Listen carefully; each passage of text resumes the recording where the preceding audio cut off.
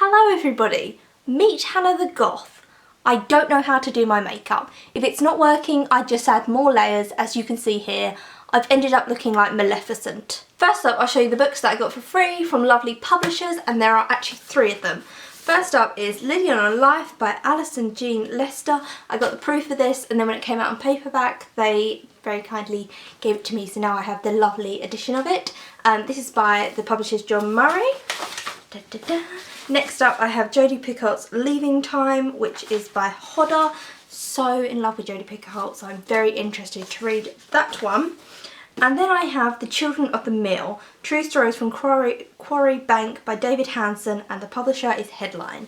Now this was a TV series on ITV I believe, but it's actually based on real stories of these children, like young girls, who had to work at this mill, and about how difficult it was for people that were poor and difficult for women. And it was just such a good TV series that I had to get this book, which is about the actual people who the children are based on. And so I'm very, very excited to get to this because it has pictures and it just seems like such a beautiful book. I then got a gift from my mum today, and it is, I couldn't resist, Go Set a Watchman by Harper Lee. I was going to wait till it came out on paperback, but my mum got it for me. The rest of the books in this haul were even given to me as presents. I bought some books from the library, from charity shops and secondhand books. So all these books were really, really cheap.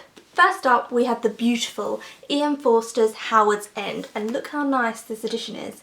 It's absolutely beautiful. I love Forster's A Room with a View. In his books not a lot happens, but it's all very quaint and it's all very beautifully written, and his writing is just stunning. I am on page 51 of this and I'm absolutely loving it. So I'm excited to read on with that. I then got Matthew Riley's Hell Island. This is in a quick reads section, it says it up there. And it's basically about an island that's mysterious. No one knows where the people have gone from the island or anything about it, so they go in to find out what the hell has gone on this island. Hell's Island. Nevermind by Edward St. Olby, and look how beautiful that is with the dragonflies. Oh, it's just stunning. This is told by a 5-year-old boy who is on a holiday with his parents at their family guest house in France.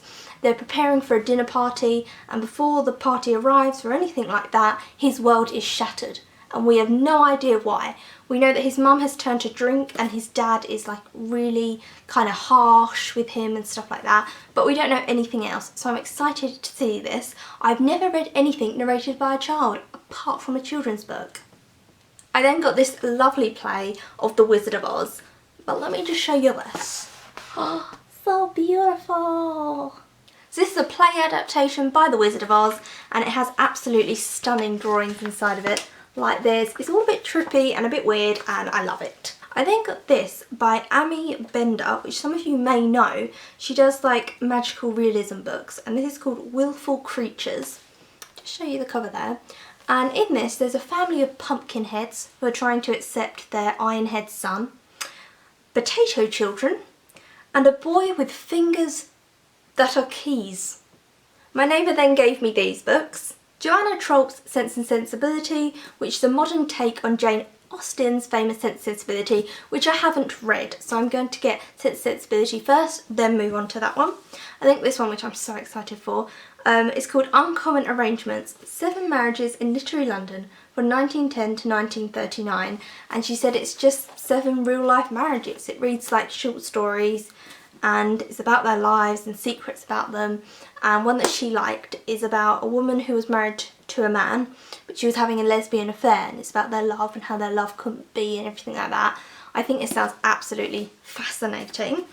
I then got Furious Love, which is about Elizabeth Taylor and Richard Burton, the marriage of a century. Nicholas Shakespeare's Priscilla. Now, Nicholas Shakespeare is actually Priscilla's nephew. This is non-fiction, and she got taken to a prisoner of war camp, and he kind of found notebooks of hers and other documents, and he wanted to find out exactly what happened to her, and that's what he put in this book about her life. And last but not least, I got from my neighbour The Aftermath by Ridian Brooke. Now this is about a couple who moved into a house, but they have to share the house for some reason with the previous owners, who is a German widower and his troubled daughter, and it's about how they all kind of try to live together. The Perks of Being a Wallflower by Stephen Chbosky. The Little Prince Cartwheel by Jennifer DeBoss. This is loosely based on the Amanda Knox trial, but very loosely based. So a girl called Lily goes abroad to study in Buenos Aires, and she's sharing a house with Buenos Aires locals. A girl called Katie, also studying abroad, moves in with them, and Katie is brutally murdered. Lily then gets arrested for it, and we start the story, Katie's dead. The story is told by everyone kind of analysing Lily and Katie's relationship and seeing whether she did it or not. The police think she did. There's a man trying to build a case for like the country about whether she did or not. It's told by her dad, it's told by her mum. We haven't actually heard anything from Lily. It's also told with a boy that maybe both of them were involved with. I'm on page 160 and I think it's really good. It's going well, but it's got 400 pages and I just don't know how that's going to fill that space. Like, I'm ready for a verdict. There's a lot of subplots in it, which I don't think it needed as many subplots, but I'll wait until I've finished it. Marsh World by A.R. Lloyd, the best-selling Kine saga. This is book number 1. Just look at that. Just enjoy that cover for a minute. And yes, they are weasels.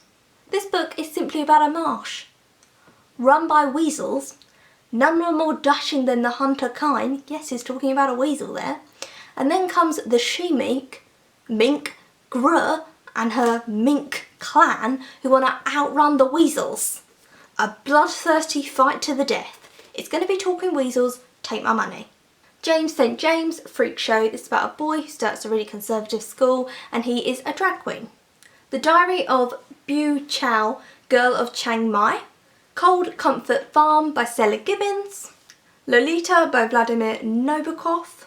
And last but not least, Years of Wonder by Geraldine Brooks, which is basically about when there was the plague and everything like that. A small village gets the plague and there's a girl who's kind of like a housemaid and she becomes an unlikely saviour by nursing everyone and trying to make them better. The village then decide that they're going to isolate themselves from the rest of the country so the country's not infected with the plague, and it's about how she becomes an unlikely hero.